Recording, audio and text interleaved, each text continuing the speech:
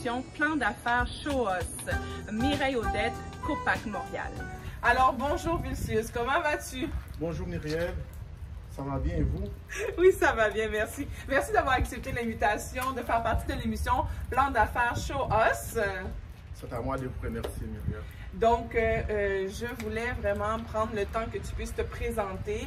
Donc, moi, je te connais depuis un certain temps. Je t'ai suivi. Tout d'abord, je t'ai connu par rapport un peu à tes vidéos aussi que tu fais sur Facebook, que tu pourras nous parler un peu plus tard dans l'émission. Mais pour le moment, j'aimerais vraiment que tu puisses te présenter un peu ton parcours, présenter un peu qui tu es, qu'est-ce qui te passionne, qu'on puisse te connaître un peu. Bonjour Myriel, bonjour tout le monde. Mon nom c'est Simon Vilsius, haïtien, psychologue. J'ai fait mes études secondaires en Haïti et ensuite je suis allé étudier en République dominicaine.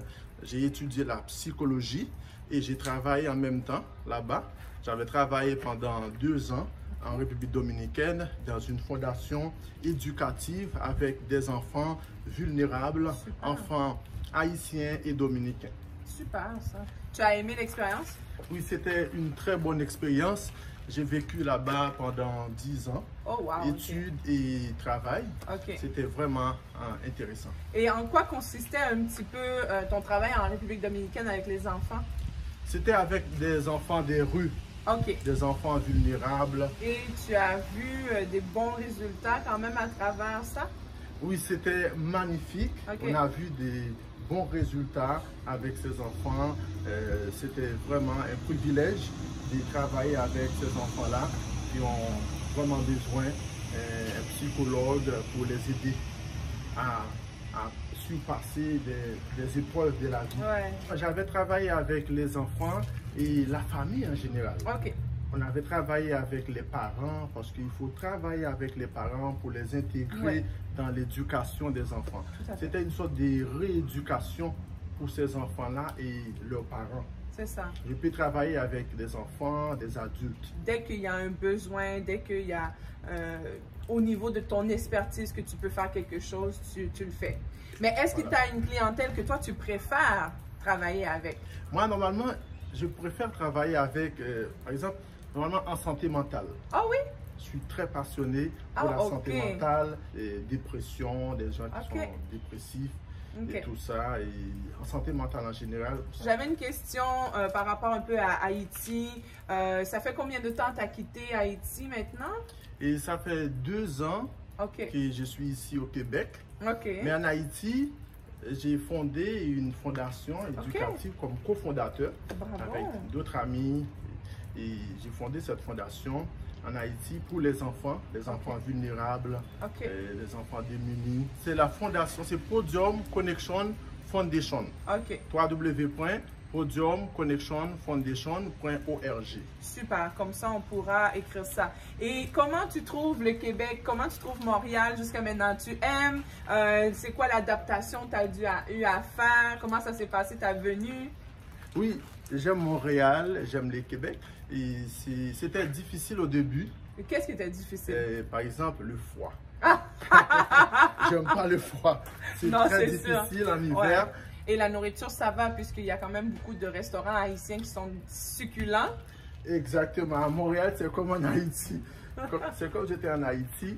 Et puis, il y a beaucoup de restaurants haïtiens partout. C'est ça. Et à Montréal, c'est vraiment bien l'ambiance ici à Montréal. Il y a beaucoup d'Haïtiens aussi. Oui, est-ce que tu as pu te connecter un peu avec la communauté haïtienne? Exactement. J'ai fréquenté beaucoup des Haïtiens ici à Montréal. Je me sens bien, je me sens chez moi. À Montréal, c'est comme en Haïti, voilà. OK, donc là, j'aimerais qu'on parle justement, entre autres, des vidéos que tu fais. Dis-moi un peu, d'abord, d'où c'est venu cette idée-là en toi de faire les vidéos? Merci pour cette question. C'est une très belle question. Et j'ai fait des vidéos normalement pour sensibiliser la communauté haïtienne. OK. Je fais des vidéos en créole. Oui, c'est ça. En créole, c'est parce que il y a beaucoup d'Haïtiens à travers le monde. Oui. Au Chili, Brésil, tout à fait. À Miami, et même en Haïti. Ben oui, voilà. Ici à Montréal, au Canada. Voilà. C'est pour ça. Et je fais des vidéos comme ça, en créole, pour les motiver, pour les sensibiliser. C'est une sorte d'éducation. OK. Voilà. Et tu le fais en créole pour que justement, peu importe où ils se trouvent, peu importe leur niveau de français, anglais ou espagnol, voilà. Tu sais qu'en créole, ils vont comprendre Voilà, ton message.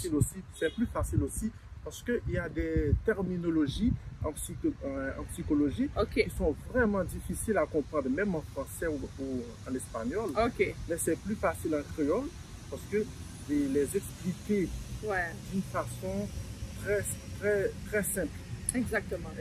Pour adapter ces terminologies-là, c'est pas aussi facile. C'est quoi les sujets qui te passionnent ou bien est-ce que c'est pas des sujets nécessairement qui te passionnent énormément, mais que tu vois le besoin de répondre à ça vu que tu viens de là, vu la culture? Voilà, normalement, je parle de la famille. De la famille. Oui. OK. C'est les sujets centraux. Le rôle des parents en général. Ouais. Comment les intégrer dans l'éducation des enfants. Et c'est vraiment Mais je important pense que parce que la famille, c'est la clé de la réussite. c'est la base. C'est la base C'est ça, de exactement. la société. Les deux parents doivent jouer leur rôle dans la famille pour avoir un bon résultat. C'est ça. Mais quand le papa est absent, il n'est pas présent à la maison, il travaille tout le temps, ça c'est un problème pour la famille. Ouais. Ça va affecter les enfants aux études. L'éducation, c'est pas seulement envoyer l'enfant dans une bonne école ou Non. bien donner à manger à Exact. l'enfant, donner des jouets. Non, Exact. c'est pas ça. Exact. C'est la présence des parents Exact. à la maison pour les écouter. Parfois, l'enfant a besoin de quelqu'un pour l'écouter. Exact. Il a besoin de ça.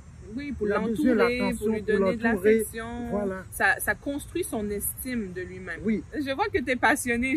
Moi, je vous invite vraiment à suivre ces émissions sur son Facebook, Vilcius Simon, qu'on va passer à l'écran. Mais j'avais suivi, je pense, la première que j'ai vue, c'était... Et j'avais trouvé ça vraiment adorable. J'avais trouvé ça intéressant.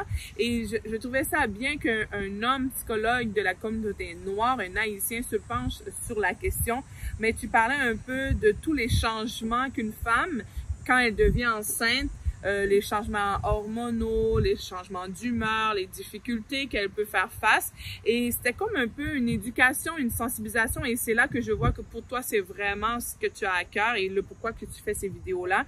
Et tu sensibilisais les hommes à être compréhensifs, à être patients, compatissants, à être un soutien pour la femme. Donc, moi, j'invite vraiment hommes et femmes, la famille, à suivre ces vidéos parce que, honnêtement, ça peut avoir un impact positif dans votre famille, dans votre relation de couple parce que l'homme qui écoute Vilcius, dire ça, en plus dans sa langue, avec son expérience et tout, ça peut lui ouvrir un peu les yeux sur la réalité de ce que la femme peut vivre.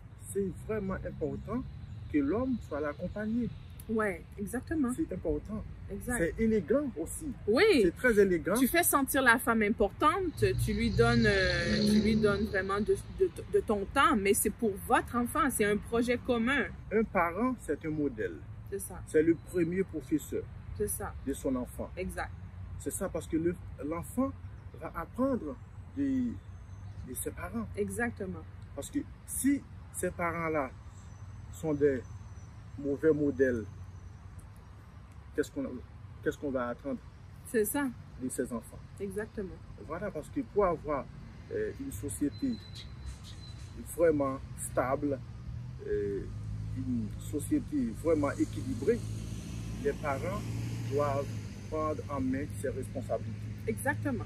En tant que papa, maman, il faut prendre ses responsabilités en tant que parent. Il ne faut pas seulement travailler tous les jours, mais il faut laisser le temps aux enfants pour parler un peu, pour les entendre, pour les écouter, pour partager des moments de qualité. Exactement. C'est essentiel, Exactement. les moments de qualité. C'est quoi un peu que tu peux faire ici pour le moment? Normalement, j'aimerais bien travailler dans une organisation ici pour aider les gens, parce que j'aime ça, aider les gens, travailler avec les gens, par exemple, travailler avec la famille. La famille, par exemple, les gens en santé mentale, dépression, exactement, suicide. dépression, suicide. Et et autres. Ouais, prévention. C'est vraiment prévention, voilà, c'est très important. La prévention, c'est essentiel. C'est un beau parcours que tu as eu. Moi, je te souhaite un beau parcours à venir. Vraiment que tes projets, que tes rêves, que la fondation, que tu puisses même travailler ici à Montréal en santé mentale puisque c'est ta passion. C'est vraiment ce que je te souhaite. Merci. Donc, merci.